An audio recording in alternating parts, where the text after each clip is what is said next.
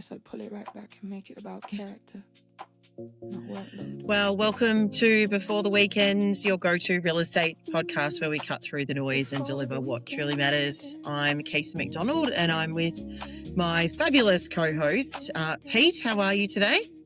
Yeah, always good. It's a Friday, so, you know, like everyone else on a Friday, I'm looking forward to the weekend. But no, how was your week? Where are you today? I am in Sydney, actually. I've been here down for the week as a part of my new role, getting out, seeing some customers, meeting some of our partners and those that have got some integrations with us. So, yeah, still lots of learnings happening, but yeah, it's been fun. What about you? Outstanding. Yeah, well, actually at home this week. Good. I had such a big week last week, but yeah, can't believe it. I haven't gone anywhere this week. I've still been flooded with work, but at home, enjoying the beautiful Queensland weather. Just to rub it into you down in Sydney today. Yeah, thanks for that. So we've got a what would you call it? I suppose it's a disappointing week, isn't it? Yes. We're looking at a lot of the news articles that are hitting real estate this week, and I can't say that they're flattering for the industry, but probably worth talking about anyway. And kicking off into that is an ABC article actually that it came across my desk, where I suppose a prospective purchaser has been constantly AI cold called by someone known as Daniel. Have you seen this article, Kasey? Yes, I saw it pop up, but yes. Yeah, the premise is Daniel's introduced himself as a Collier's real estate agent who's reaching out to prospective buyers. And it's I think the reaction has been from the purchaser that she hasn't really appreciated it. And more interesting than that is, I suppose, when we follow it along, Colliers have gone to ground. Now, no one can understand as to whether this is actually a Colliers-led thing, the agent going rogue and doing this by himself. But we've heard quite a bit about people, you know, AI voice calling in real estate, right? Yeah, absolutely. I don't know that it's not an uncommon thing. We've obviously got it in the space of the SMS function, as we know, with many of the platforms. But yeah, so I've got the article up as well, and I can see, you know, the types of questions, obviously, that the lady was asking around her Gold Coast, well, what Daniel was asking around the Gold Coast apartment, and she's saying, "Are you an actual person, Daniel?" It's actually quite funny, just some of the questions she was asking, and the way in which he responds to, "Are you a person?" Yes, anyway, yeah. Yeah, well, I suppose I've heard of this happening quite a bit, and I think it's going to become more common practice as real estate agents look for that edge, you know, to sort of harvest more leads. If I'm honest, that's what this person is trying to do. It's interesting though. Our good friend of the podcast, Anthony Mercarella, said, as usual, the law is sort of sitting behind technology or hasn't quite met up. I think the line would be here if that artificial intelligence misrepresented the property or the sale in some way, shape or form. There'd be a significant issue, I would imagine, for the real estate agent. Because like when you think about it, it's probably considered a tool, like an AI emailer, an AI SMS, you know, all of these things that are coming out. A lot of our correspondence has been written by artificial intelligence at the moment. And there is always that risk factor of something being misrepresented in the sale or even the tenancy process that, you know, with regards to the property. So I would imagine that, you know, it comes down to that as a pivotal point. But yeah, I mean, look, it was a buyer inquiry, right? No, I don't think so, and I think that's what Antonia also is saying here. Whilst obviously we need to be, you know, have those morals and be, you know, ethical and transparent about how we're using AI, but Daniel has simply asked the questions of the buyer of, you know, what type of apartment are you looking for? So there hasn't been a misrepresentation of. Well, Daniel's not real. No, I know Daniel's not real. I know Daniel's not real. But what I think she was saying as well is that it wasn't disclosed at the beginning, and probably that's what should have happened to say, I'm an AI bot. Yeah. Have you listened to my voicemail? Have you? Or No. you just send me texts? No, yeah, my voicemail is an artificial intelligence responder. Yeah. But and her digital name, or the AI's name, is Lucy, but she identifies herself straight away. She says, "My name is Lucy. I'm an AI chatbot that's designed to take a message and send a text through to Peter in the absence of him answering the call." Now, Lucy has saved me hours in listening to voice responses. So, fully stand by the use of technology for that. I've actually had really great comments from it, but it's mixed. There are some people who go, I really didn't like it. I really didn't like it. I don't want to talk to a robot. And then there are some people who go, "That's fantastic. Where do I get that from?" So, I think it's going to become more and more of an issue until it isn't. This is a new form of technology. Ellen, I think her name is, has been completely bamboozled by the fact that it's happening. But I'm getting these AI calls for wine sales. They're quite prevalent.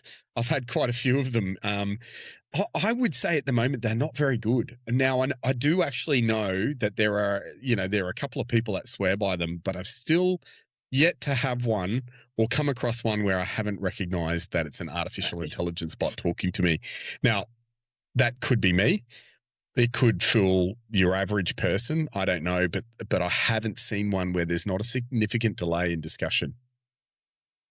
I haven't actually even heard one, Pete. So I'm now going to call your phone and... well, you think you haven't heard one.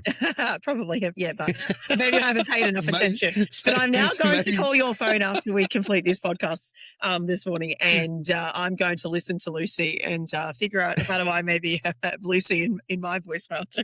Yeah, I've got a couple of sick and twisted friends who deliberately call so that they can speak to Lucy to leave inappropriate voice messages. So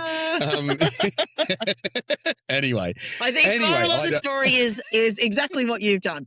Make sure that we disclose who Lucy is, who Daniel is at the beginning of the conversation.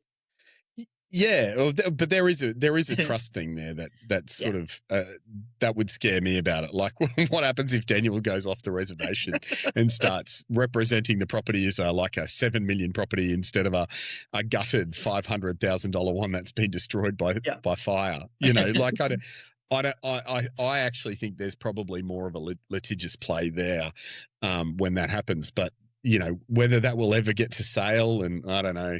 Yeah. Now, I think Antoni is right. There's a bit of a grey area in the law at the moment, but I feel it would come back to transparency and whether something had been misrepresented. Mm-hmm. Now, let's move on because we've got a list. We do. There's been a lot that's happened in our industry this week. Yeah. Look, I deliberately don't engage in agent spats, but there's one going down in Brisbane at the moment. We've seen a few of these in the past. I know my good mate Brett Andreasen was involved in a very public spat with another agent last year who had put up fake profiles of him using SEO. The sites were actually hidden on his website. So we see these things from time to time, and it's a bit of a black eye on the industry. But sometimes it needs to be called out. Another article that has come out this week involves a spat between two agents, and as you know, Kasey, we try not to get involved in this. Yeah. This one's particularly funny, and I'm not. At the start of the article, I'm not going to mention the other party involved because the truth is we don't actually know what's going on, but it looks the footage looks damningly obvious.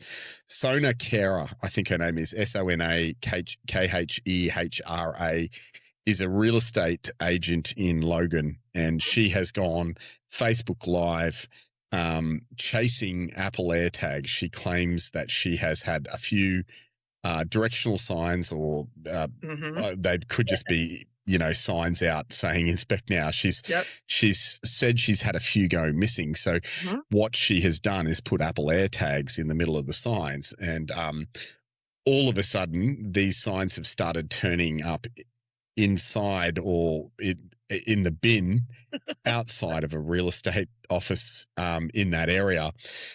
which is, coincidence. I guess it could be, Yeah. but that they're conveniently placed right there. I mean, it could be someone trying to mess with the two companies. Exactly. And I certainly don't condone her reaction to it, which would be, was to walk in and announce if anyone needed signs, she was happy to pay for them herself, so they didn't have to steal. And I get the humor in that. I get the humor. I think it would have been much more tactfully done by taking it up with the principal and just asking that principal to highlight. I don't even think it needed to go public. I think, this is the kind of thing that we could sort out as adults. Absolutely. But that has appeared, and I'll put the link in the comments so you can have a look at that. What's your thought on this petty practice, Kasey? I think I know where you're going to go with this, but have you ever stolen a sign? No. Have you ever had one stolen? No, I haven't. Now, I've had things drawn on signs, but not signs. But absolutely no signs stolen. And to your point, look, we're adults. I don't know why it needed to, I mean, look, I've seen it in the Financial Review. Is it really an article that should be in the Financial Review? I'm not really sure. It's a slow news day. Yeah, clearly they didn't have anything else to write about. But it also obviously got traction. So again, this is a piece around how social media can, either give you great brand awareness or actually ruin your reputation, right? So we're probably not talking about this in a way of her thinking, wow, this is actually now going to get me my next listing or build a great brand reputation. We're now talking about the fact that she took something that was probably just petty online and should have just had an adult conversation about it, is where I think I don't know that she's even taught. She's accusing them of foul play.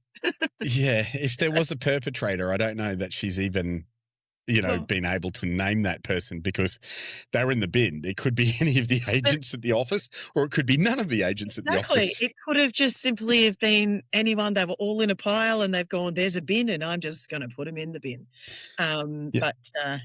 What's more, now all the kids in Logan are racing to get all of the directional signs for the real estate agents and put them in their opposition's bins. Exactly. Oh, God. Anyway, the other agent has obviously commented saying, hey, just grow up, do the right thing. This is pretty stupid. Yeah. I think we can probably leave that one where it is, right? Absolutely. In the bin. Yeah, exactly. Another article out this weekend or during the week, actually. And this one's probably a bit more serious, I think, is there is a contractor, I think is down in Melbourne, actually, this contractor who received a call from a fairly large asset manager. Now, if you're unaware, asset managers exist. Generally, they are facilities managers for, let's say, large unit complexes over 150 units or over 50 units or whatever the size may be. And some of these asset managers can manage multiple buildings. In fact, they're probably the biggest rent rolls, if we want to call them that, in the country. And this certainly, the company that's embroiled in this are a very, very large asset manager. And what it seems has happened, or is certainly what the audio is portraying, is a tradesperson on the phone to a representative from this strata organisation, and they're being asked, this is the cost of your services.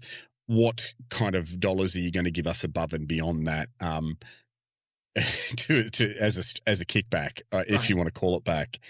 And not only is that, I believe that is against the law. I don't think you are able to, or certainly if you are getting a kickback, it needs to be disclosed.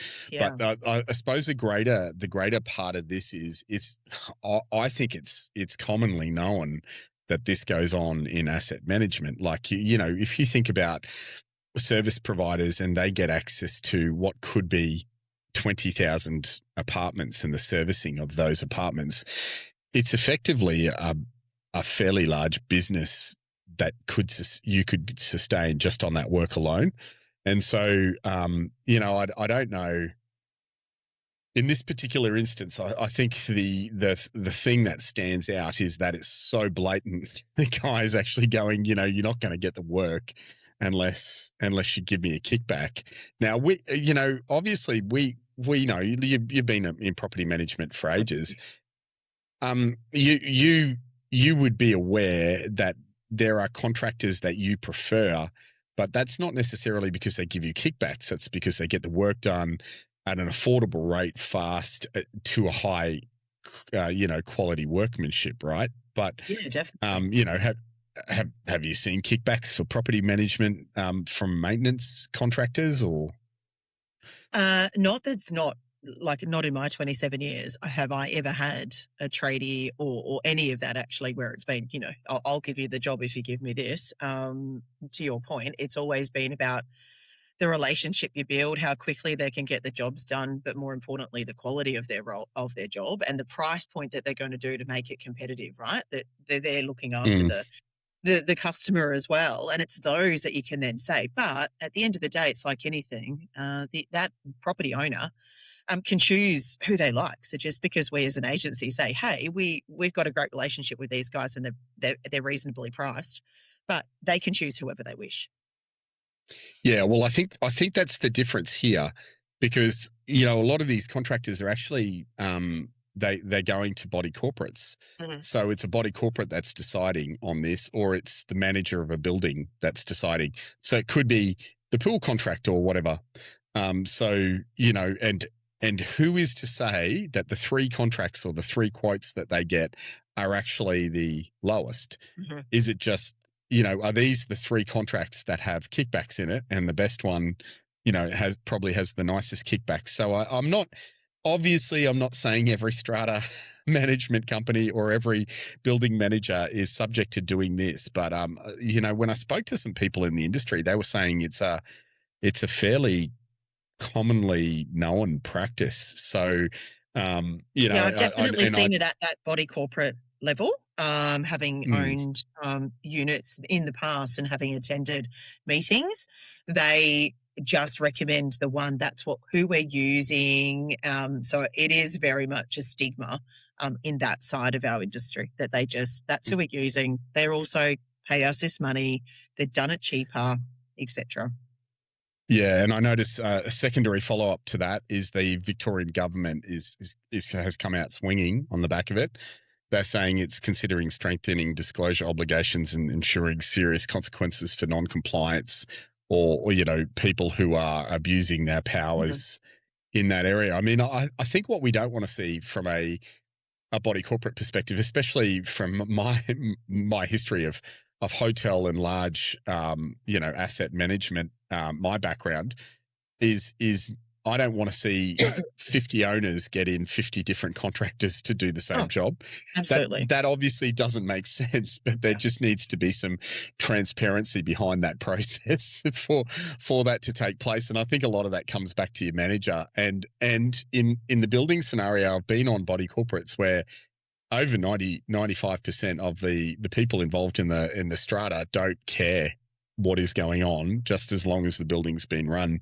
I know the body corporate that I'm involved in for my rental property had quite the scandal a few years ago, where one of the lots within the body corporate was getting quite a lot of, let's say, renovation work done on the body corporate bill that was certainly not regarded as being a common area, if you know what I mean. But that's different. That's obviously different to this. That's one person gone rogue. This is a whole new thing. This is like if it's that one guy, can you imagine how many other contractors are there going, exactly. we'll give you a kickback? But yeah, anyway, I think that one, we can probably close the book on that. But just so you're aware out there, if you're involved in a strata.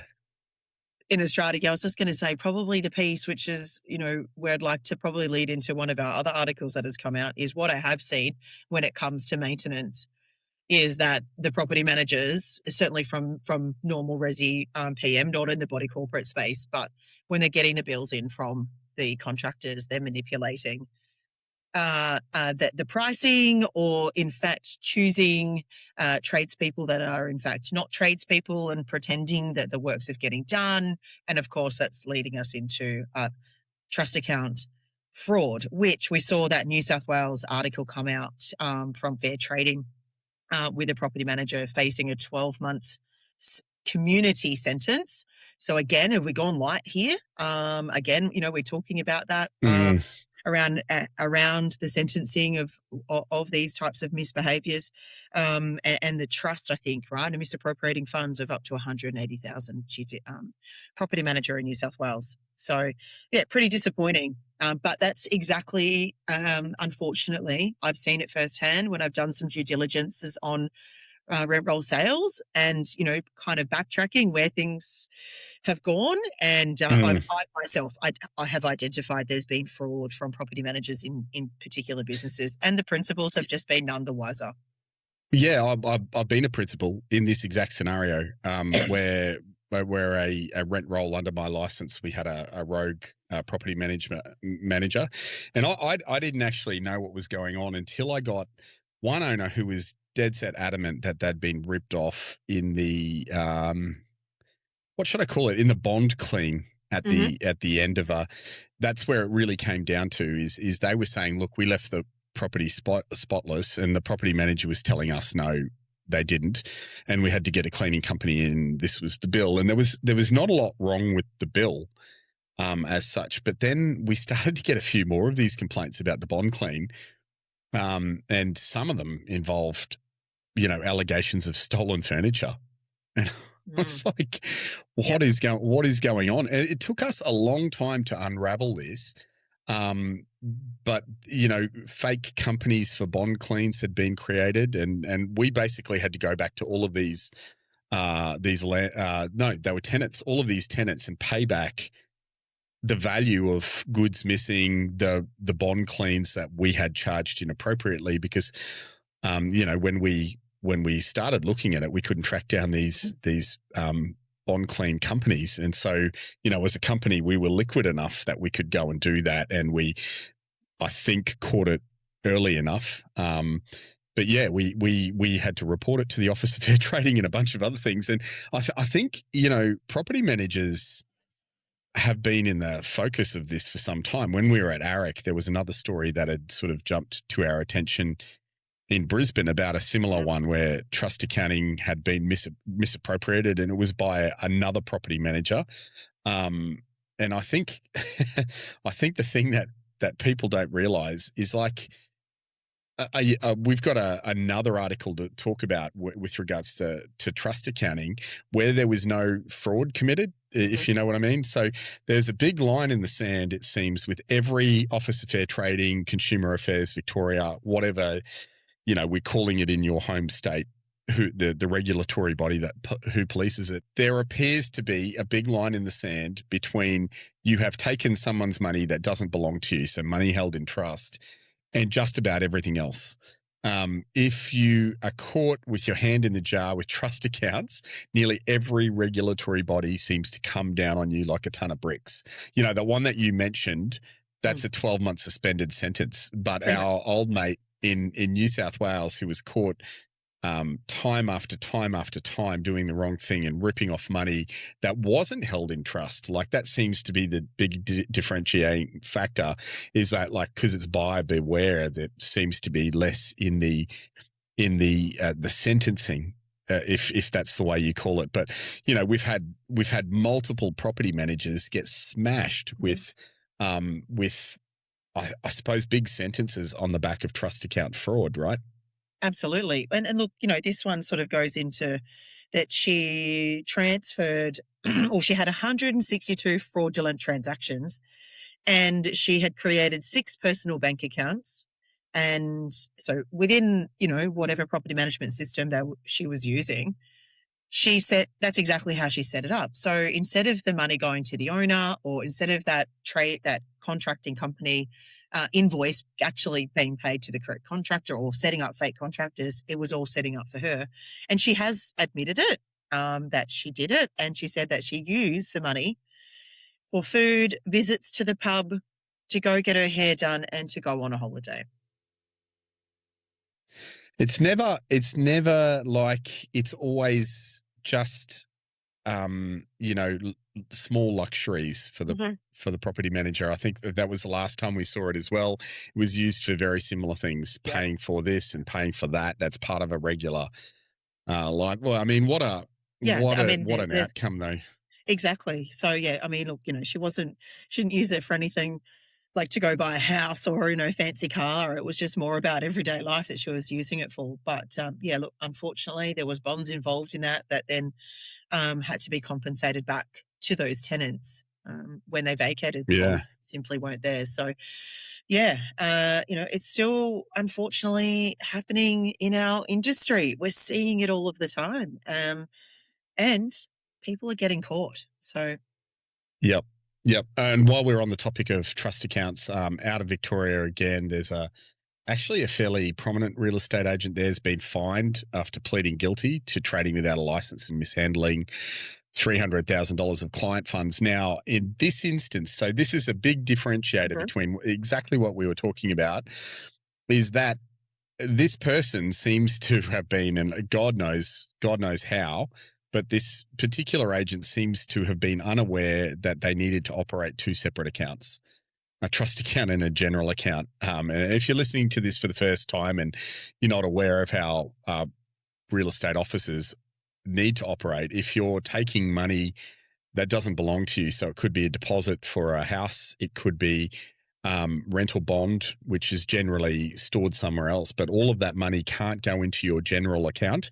It needs to go into a trust account, and there are very strict laws around what you do with it. Now, this real estate agent is implying that he had no idea that there were two required. So I'm pretty sure you do learn that when you go through the real estate licensing course. But do you? All of the REIs are saying the same thing at the moment. They're saying that aside from the ones that they run as registered training operators, the ones in the industry, they're actually, saying that there's not a lot. And look, I've had friends go to these and get a license within 3 days, get a full license within 3 days. It took me 12 months to get mine.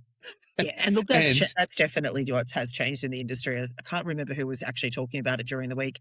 There was something that came out actually around how the training to do the courses was exactly that. When they first got into the industry, it was that 12 months you had to study, you had to submit these. It was practical versus and written. Whereas now you can just do it online virtually. You don't even need to go to a classroom and you can get your certificate or your license. Well, I got to resubmit when I went for my license. I got one that I had to do again. I can't remember the last agent who has had a resubmit. So I'm not an idiot, by the way. I know you might think I am. No. I find that rather funny because I didn't get one. Yeah, but did you do the trust accounting module, Kasey? I did. I did get a resubmit, and a big shout out to Marie Ruse, who was my adjudicator. Can you believe I remember who put me through the Property and Motor Dealers Act of back then? Yeah, that's an old one. It's not even around anymore. But she was excellent. She really taught us, and I didn't mind the resubmit if I got it wrong, and she felt that that's something that you should have to do. It's not like you failed it, but there were people who failed the courses. Like, when was the last time anyone sat for a real estate course in any of the states that I'm aware of and failed the course? Yeah, I don't think there's many failures. I think there definitely is hey, you probably need to revisit this question and resubmit. But then they do that and there's no failures. But, on this matter, my personal view is that this person was just ignorant. It's pretty common knowledge. And it actually is on fair trading sites. It is spoken about in the course. You do a full module on what a trust account is and the purpose of it. But they didn't know. I'm not entirely sure, because if you didn't know, part of that training was also evaluating the consequences of not operating a trust account, right? Yeah. That was made super clear to me. would you knowingly go into real estate without those two things? Like, he doesn't have to. By the way, I don't believe he has to operate a trust account. He can put it into the solicitor's trust account if he needs to. Correct. If it's agreed. So it's that part of it actually makes me think that he didn't know. Like, he just didn't know. Like, maybe he got someone else to do the course for him. Well, I've heard of that happening as well. Maybe he used Daniel or Lucy. Yeah, could do. Maybe we need to get him on to ask him. Look, are you stupid, or did you just not do the course? I don't know whether he'd put himself up for that. No. Yeah. Well, so we've had quite a few of these this week. There's probably there's another one that came across my desk, and it was courtesy of a current affair. And God, I hate it when a current affair does a let's call it a hit job. When they do a hit job, because very rarely are their stories exactly how they're played. But this is a story. It's a bit old. It's not actually this week. It just came across my desk this week from the 26th of May, and it involves two women who went and purchased a house. Again, it's in Melbourne. We seem to be getting a lot of these stories out of Melbourne. We might have to get our mates from the REIV on the blower next week and ask them what the heck's going on down there. Something in the water. But yeah, it seems, if I read between the lines here, and I've got to say at the outset, I'm not naming any of the parties in this for obvious reasons, but the purchasers have had a complaint because they have realised when they have moved into the property that there are structural defects with the footings of the it looks like a post-war house that they moved into, the ones with the small, normally wooden stumps. If you're lucky, they've got ant caps on them here in Queensland to stop the termites. Well, they've had that, and it appears that the subfloor has had some, let's say, remedial operations to them, but certainly not fixing the problem. Now, the seller appears to have had something that looks like a building inspection, but it's like a statement of works, not actually a building inspection. So a statement of works on the remedial, let's call it a Band-Aid job that they did for the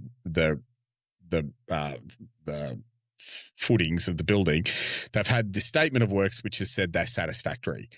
And then they have supplied that to the real estate agent, who has then gone and sold the property to these people. And these people have come back and they've said, we're well aware that there was a previous building inspection which we didn't get. And the agents rightfully said, well, I believed that was fixed. But these people are out of pocket for whatever those repairs were. They even spoke to the previous seller, who said, I believe I had fixed it. No one seems to know where the problem is. I suppose it's one for me, as if you're going into a house not doing a building and pest inspection or trusting the one that's handed to you, you're probably going to be up for these. Like, I hate to dump it on the purchaser, because I'm well aware that the purchaser today has a lot to compete with. Like, let's remove the cost of living, the fact that they might be going to buy a property for the first time, the fact that it could be an auction process and they're not familiar with that, or even just a public tender process. There's so much that could go wrong the first time you are buying a house. And there's, in a lot of instances, you don't have people helping you. No. But I truly believe that just as you should get a mechanic to look over your car, or someone, if you're not a mechanic and you're not experienced in that area, just as you should get a mechanic to look over your car and not rely on the roadworthy certificate that's going to be handed to you, just as you should do that, you should probably do the same thing when you're buying a property. Would you agree with that? Yeah, absolutely. And I think what was clear to me in watching the current affair on the evening that came out was that the original report actually did say it was a statement of works. There's a clear sentence in there. So again, unfortunately, like you, I don't want to put it on. Correct. It said the statement, right? And so from the purchaser's point of view, that the feedback is that you have to do that due diligence yourself. You've got to make sure you're reading the information, and that's also provided to you. That in that instance, it clearly did stipulate that, and they had an opportunity to get that additional inspection or request for the actual inspection report. So, yeah, I feel really sorry for them. I probably wouldn't have sold. I'd like to say I wouldn't have sold the house unless that had been rectified myself. But definitely, I think that falls onto who the knows? seller, right? Yep, yeah, correct. So it's not all on the purchaser here. The seller knew about it, and there's a good chance the seller knew that it wasn't fixed. It was just this is the cheapest option that's going to get me across the line. I've got 2 more articles for you. Do you have any more for me before we go to this next one? What else did I see? Actually, I did see, I guess maybe a good news for some, maybe not for others, but 9 News in conjunction with Domain came out during the week to share that the Gold Coast now has overtaken Sydney from a median house rents. That they've now sitting at $900 a week for that median house price on the Gold Coast. That's higher than Sydney, and from an apartment perspective, it's sitting around, I think, the $820. And there are obviously some pockets like Pimpamar that's sitting lower, and you can sort of still get something around that $750 mark. But I think it just draws us back to many of the stories we've covered and spoken about through the podcast around this kind of affordability piece, and that it's the supply and it's continually pushing up prices, but it's about the lifestyle as well. I was actually talking to a friend down here in Sydney, and they love living here, but they're actually from Brisbane, and they're doing everything possible to get back to the Sunshine State, just simply from the lifestyle that they're kind of missing out on what they used to have. So, but they're finding it difficult to do that, and it's simply a pricing point now from a sales and also a rental affordability piece. So, yeah, well, I mean, I can speak to this, particularly the Gold Coast directly. I have a daughter living on the Gold Coast. I've got one in Melbourne and one on the Gold Coast. And the one on the Gold Coast, like if I could just even highlight one thing, there's a rental shortage there, right? Everyone Absolutely. talks about it. Yep, definitely. Everyone talks about it, but the rental shortage is for properties of convenience. I'll elaborate on this. So my daughter is in a property for which she is the leaseholder, and she will then sublet rooms. That is part of that. It's all across the board. The agreements are all there in place. The lease stops with her, so she's basically just she's covering the lease. Now, she's been in that property for a year and been unable to get people into all of the bedrooms. There's 3 bedrooms. She occupies one. She has another tenant. The 3rd bedroom has been sitting vacant. She's just got someone going in it now.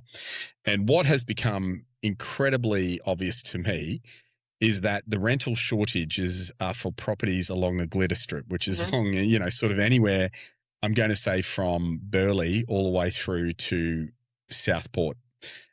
People want to live right on the beach. Yeah. They do. Yeah, people want to live in that, but even though the cost of a room where she is in Ashmore, I think we knew each other when you lived nearby and we were in Ashmore on the Gold Coast. It was a property that we used to live in. In Ashmore, the rentals that she might attain for one of those bedrooms is 50% less than what she will get on that glitter strip there. And so I would have thought, being so close to Griffith University as well, it's not far from that area, I would have thought that the room would have gone like a hotcake. But the people who want to live on the Gold Coast don't want to live in that area.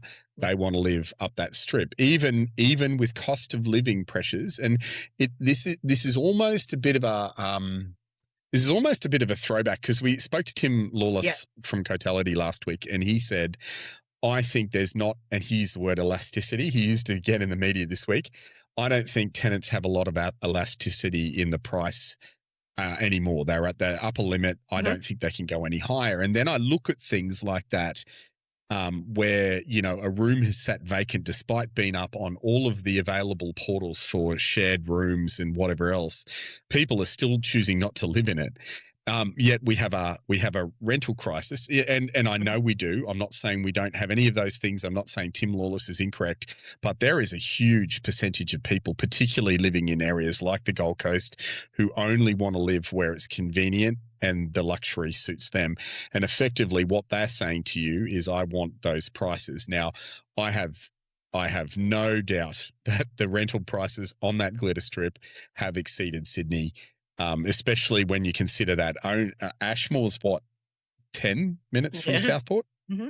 It's not that far out. This is not the other side of the highway. No, it's still actually on the eastern side of the highway. Yep. Yeah. It's not Nerang. It's not the scenic rim. It's on the eastern side of the highway. Mm-hmm. So, you know, and great access to all of the roads that run through, even the uncluttered ones. So, you know, it's in an excellent area. And for that to still be happening, there are, you know, it says to me there are a lot of people who aren't living within their means as part of that, and that might be, you know, a lot of the listeners here are going to go, well, that's the Gold Coast, no duh, and it could well be that, but yeah, it surprises me not at all that those rents are where they are. Mm-hmm. I wouldn't be surprised if the house prices are also getting up to Sydney prices at the moment. Oh, definitely. Like in terms of, you know, just that buying piece as well. But you're absolutely right. You know, I guess that younger generation coming up, the attraction is I'm right there. I'm on the Gold Coast. I'm living amongst the lifestyle of, I can just go for a walk, get my bike, you know, get the tram straight down to Burleigh now. So it is absolutely the convenience, and it's certainly pushing the prices up. But I think the question is for how long are renters really going to be able to afford to continue to be paying these prices? Yeah, I agree. Let's move on, because I think we've got a few left within the time that we have. A New South Wales landlord's failed attempt to recover costs for alleged tenant damage has highlighted the importance of property managers maintaining clear, honest communication while helping clients abide by strict timelines. Have you seen this article? I have. From the 3rd of June? Mm-hmm. Yeah. What the summary, as I understand it, is that a landlord can no longer claim damage caused by a tenant's cat urinating. It sounds funny, but it brings me back to a bunch of tours we did with Wayne Johnson and EBM Insurance, and I mean there are other landlords insurance who take this on. But I think the article says that they've missed a deadline. Am I wrong? The landlord has failed to provide the agent with instructions to act. The agent didn't act.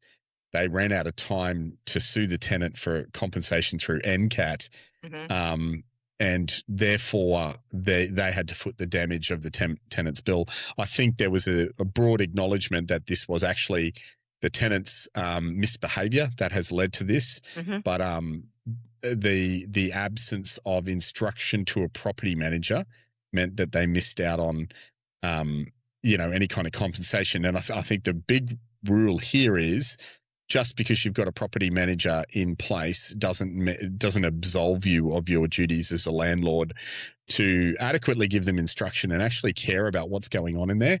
You're like, yep, I know we've got a property manager in there, and I know that I'm paying you to do a specific job.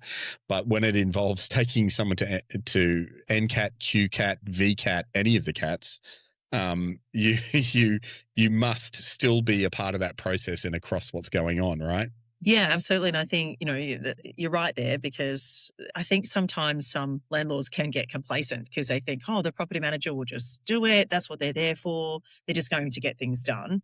But we actually can't act unless we've received instructions from the property owner. So, the property manager was right.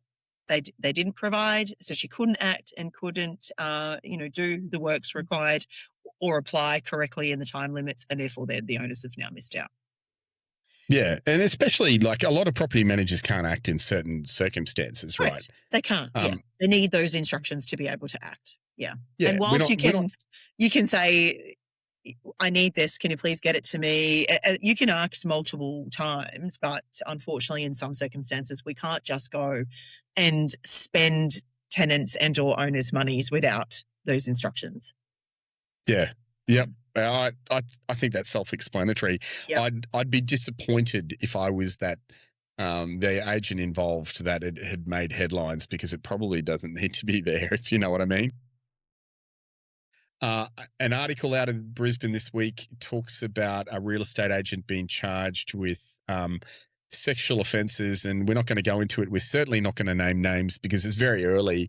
Mm-hmm. It's just, I guess, soul destroying every time this happens. Look, I know that other people in the community are also charged with sexual offences. Does it seem to you that we have more, or there's a pattern of behaviour here in our community? Do we have a problem here? Is that a stupid question? I don't actually think it is a stupid question, because there's just more and more of these cases that keep coming up. But I think maybe we're seeing more of them because we are also in the industry, right? So we're reading this because we're seeing those articles. We don't know, does this happen? I'm sure it does in the construction world. We just don't hear or maybe see it because we're not kind of privy to those articles. But I don't know that we've got a problem. Maybe we do. There's lots of awards nights. There's lots of drinking. There's lots of partying. And sometimes things can maybe end up in situations that shouldn't be. But I think we all need to probably be very, very responsible about our own actions and behaviours when we're in those circumstances, right? It's the kind of industry where we do definitely like to have a party. There's lots of awards. There's lots of drinking. So I think, yeah. Yeah, and I think as long as the articles are coming up, we probably do have an issue. Yep. And look, this one's only alleged. I think there's a long way to go here. Yeah, it's only very new. Yeah. Yeah, there was another one in Tasmania last week, also only alleged. So we won't go into depth on that either. I just feel it's unfair to the agents involved that they can't, well, it's going to be smeared through the media, but then there could be a victim involved. It's unfair to that victim as well. Look, when we're in this scenario, no one is going to win from this point forward. No. We as an industry don't win. The victim doesn't win. If the victim is truly a victim, and the person involved, the perpetrator, if they are a perpetrator, if they're not a perpetrator, whichever way that goes, no one wins. So, I don't have a solution to it. I guess I just get constantly frustrated that this comes up. Like, this is almost one a week since we started this podcast. We're in our 4th episode now, and we're actively trying not to bring these issues into an area that gives them a grandstand. Do you know what I mean? Like, we're actively trying not to do that. But they just keep coming up. I think it just gets, I guess, even more of an impact is because it's going through social media as well. So then it just becomes this, reputation, and we're losing consumer trust consistently because these types of stories are constantly raised. And to my point, it's about your own personal conduct. I think we need to take a stance there as individuals and take some responsibility, but also, agency brands are now at risk, but it's just kind of showing as to how quickly, whether it's alleged or proven, how much these types of stories are actually probably, creating a negative impact for our industry and the really, really great people that work in it, that do the really awesome things. Yeah. One thing I do want to confront, though, is that we have a prevalence of sharing these stories, especially when our agency or our franchise is not attached, almost in a sense of, hey, it's going to bring down a competitor in my suburb. Mm-hmm. And I'd like to see that stamped out. I'm not saying sit on the sides and be silent. It's not that at all, but the glorification of these, the crimes or alleged crimes is is probably not where we want to be as an industry either. So, No, maybe just have a bit of a look at yourself before you share some of this stuff and have a think about what damage it might be doing to the industry. And that's you as well. Like if you're a real estate agent and you're sharing it, you don't win. You don't win out of these. So, I don't know. I don't have a solution, Kasey. We're not going to solve that one. We need way too much wine to get that one across the line today. Yeah, absolutely. Look, we do just before we close, we do actually have interview with Ines Higueras Garcia, who is coming over for the LIFT conference, the REIQ LIFT conference. And so I'm going to drop that as a quick bite this week, just to flag that you might want to have a listen to that to see what she's got to say. Ines is a unbelievable champion of the American real estate industry. She's a qualified architect who became a real estate agent in the city of Miami. You and I have been to Miami. We know exactly what a glitter strip that is. I think my good friend Brad Filipponi described it as the Gold Coast on steroids, which is a very, very good way of doing it. Yeah, but Ines is like one of the most authentic, transparent human beings I know. Like she is surviving in that environment, and she's just kicking ass in it. Like if you follow her social media, which she's quite prevalent on, but also her blog, she has an 18-year-old blog, which is called Miamism. I think it's Miamiism, but it's Miami with an SM on the end. If you go and look for that, you will come across her blog. But I have a brief conversation with her that we're going to release as a quick bite, just to give you some kind of idea as to what Ines is bringing when she comes over here and what she's talking about. She's served in leadership in her brokerage. She served as the Miami Association of Realtors, the largest real estate town real estate or city real estate in the world. It has 98,000 members. Get your head around that. Australia, we don't even have that many real estate agents here. So 98,000 members, and she was the leader of that. She's the leader. She's in a leadership within her own brokerage. She's a practicing real estate agent, an architect, all of these things together, and just a general leader. Also innovation and tech, which is what she's coming over for LIFT. So I won't get in the way of that. That's coming up, and I'm sure you guys will stay tuned to listen to that. Kasey, any final words from you on this weekend? You give us something positive to walk away with. What's something positive that we can walk away with what was such a crazy week in real estate in the headlines?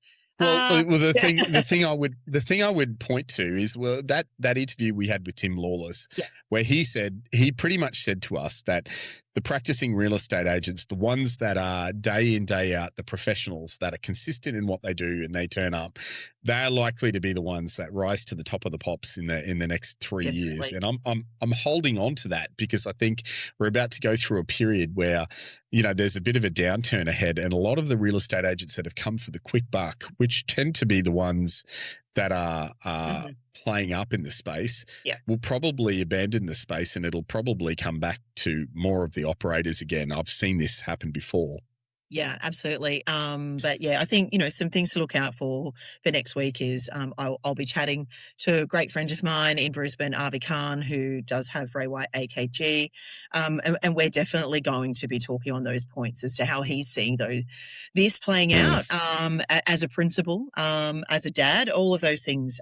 So we've got some great things coming next week with some of the interviews I've got lined up as well.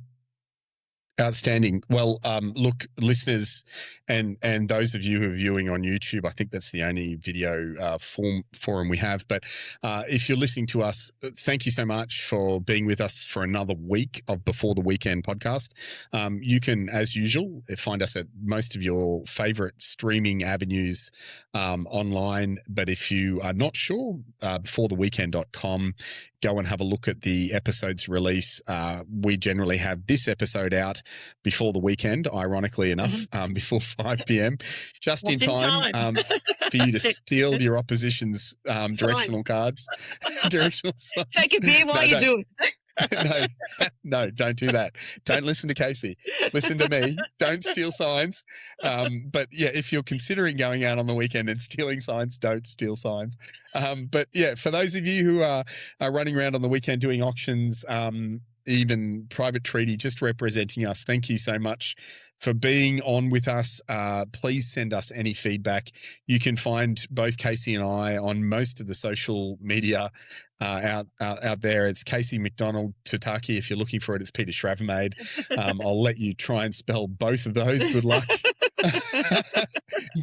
but we've also got Before the Weekend Pod, which is most of the socials.